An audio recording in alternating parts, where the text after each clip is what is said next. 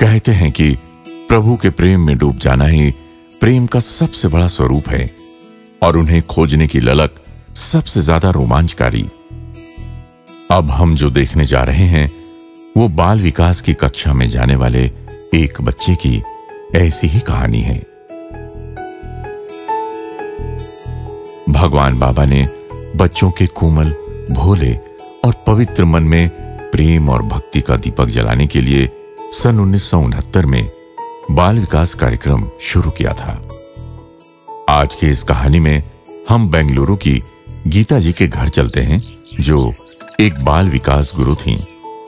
उनके छात्रों पर बाबा की बड़ी कृपा थी। बाबा उन दिनों कभी कभी उनके घर आते और बाल विकास कक्षा के बच्चों से बड़े प्रेम से बातचीत करते थे। ये कहानी है उन अबोध दिलों की जो बाबा के दर्शन के लिए तड़पते थे।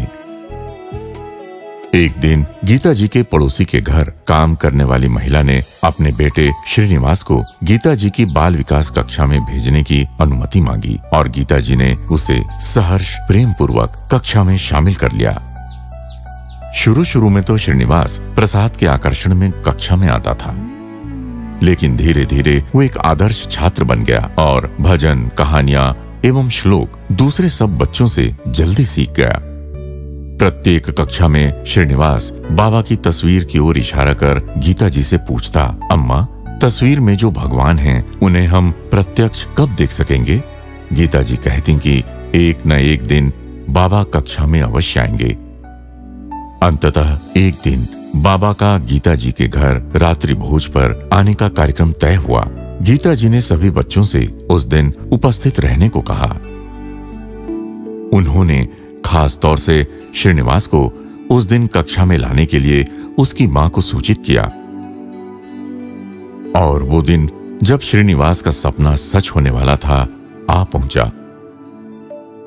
लेकिन उसकी खुशी निराशा में बदल गई। उसी दिन उसकी मां ने उससे कहा कि वो घर से बाहर कदम न रखे, क्योंकि उसने उस दिन फिल्म देखने जाने का कार्यक्रम बना लिया था। श्रीनिवास ने मां को भरसक समझाया कि वो उसे कक्षा में जाने दे, किंतु मां ने उसकी एक न सुनी। श्रीनिवास की मां ने तो उसे यहां तक कह डाला कि कौन सा फोटो, कौन भगवान, कोई भगवान नहीं आने वाले। उसकी मां ने और ज्यादा सुरक्षित तरीका अपनाकर श्रीनिवास को घर के भीतर ताले में बंद कर दिया और फिल्म देखने चली गई। वक्त बीतता गया और उसकी बेचैनी भी बढ़ती गई। बाबा के दर्शन को व्याकुल श्रीनिवास अंततः खिड़की तोड़कर बाहर आ गया। उसे कक्षा में देख गीता जी बेहद खुश हो गईं। लेकिन उस दिन बाबा को आने में देर हो रही थी। इससे श्रीनिवास को यह डर सताने लगा कि उसकी मां घर लौट आएगी। वो बार बार घड़ी की ओर देख रहा था। जब बाबा को आने में और विलंब होने लगा तो श्रीनिवास चुपके से घर वापस चला गया।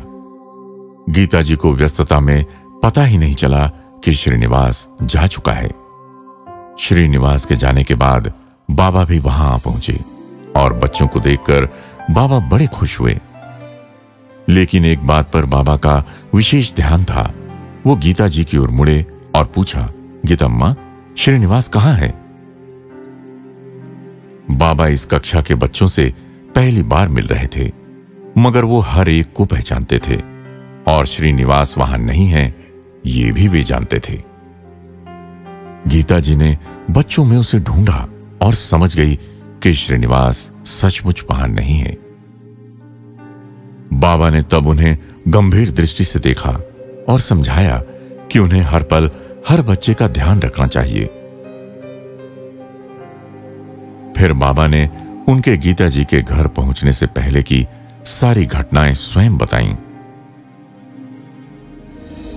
जब बाबा वहां आ रहे थे तो रास्ते में श्रीनिवास के पालक घर लौटते हुए दिखे। बाबा ने उसकी मां से बात करने के लिए कार रुकवाई। उन्हें देखकर वो चौंक कर ठिठक गई। उसे तुरंत ध्यान आया कि हे प्रभु, ये कहीं वो तस्वीर वाले ही भगवान तो नहीं? बाबा ने कहा, तुम श्रीनिवास को ताले में बंद करके यहाँ फिल्म देखने आई हो। जानती हो तुम्हारे घर में आग लग गई थी। उसकी मां डर और आतंक के मारे रोने लगी। तब बाबा ने उसे दिलासा देते हुए कहा, घबराओ मत, आग लगने से पहले मैंने ही उसके मन में खिड़की तोड़कर कक्षा में जाने का विचार उत्पन्न किया और उसने ऐसा ही किया। वो कक्षा में गया जरूर, मगर उसे तुम्हारा डर सता रहा था, इसलिए वो किसी को बताए बिना कक्षा से वापस घर आ गया। फिर स्वामी ने उसे कहा कि वो बेटे को लेकर कक्षा में आए। इतना कहकर जैसे ही स्वामी ने गीता जी को ये घटना बताना खत्म किया, उनके घर का दरवाजा खुला और श्रीनिवास ने पहली बार तस्वीर वाले भगवान के साक्षात दर्शन किए। उसे विश्वास ही नहीं हो रहा था कि वो बाबा के सामने खड़ा है। बाबा ने बड़े प्रेम से उसकी ओर देखते हुए पूछा, श्रीनिवास तुम कैसे हो? इससे सिर्फ बच्चे की नहीं, मां की भी आंखें खुल गईं। वो अपार श्रद्धा से भर गई। उसे अपनी करनी पर पछतावा हुआ और उसे समझ आया कि उसका बेटा कितना भाग्यवान है, जो कि सिर्फ बाल विकास कक्षा ही नहीं, वो स्वयं भगवान बाबा के संपर्क में है। भगवान बाबा ने श्रीनिवास को अपने प्रेम की डोर में बांध लिया। वो आगे चलकर एक सफल बैंकर और सक्रिय साइंस सेवक भी बन गया। ये घटना एक बार फिर हमें बताती है कि प्रेम स्वरूप भगवान को केवल निश्चल प्रेम और सच्ची प्यास से ही पाया जा सकता है, और भगवान इस ललक का, इस पुकार का उत्तर हमें अपने अनंत प्रेम और असीमित आनंद के माध्यम से देते हैं।